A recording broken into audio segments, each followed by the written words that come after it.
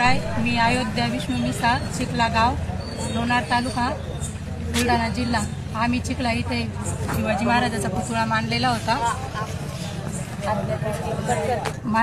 ते पुतळा। तर हे वंजारी समाज, गावचा पूर्ण वंजारी समाज हे त्याला विरोध करत होते, पुतळा हटवायला येत होते आणि आम्ही तिथं अडवायला गेलो म्हणून त्याने आमच्यावर मारहाण केली। आम्ही 4-5 बाया होत्या, 4-5 बायांनी त्याच्या बंद गाव होतं, बंद गाव असताना त्याने आम्हाला सगळ्यांनी मारलं।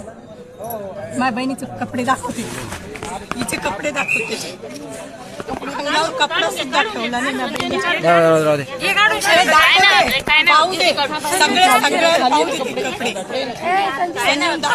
तुम्ही येण्यासारखं करू राहिले।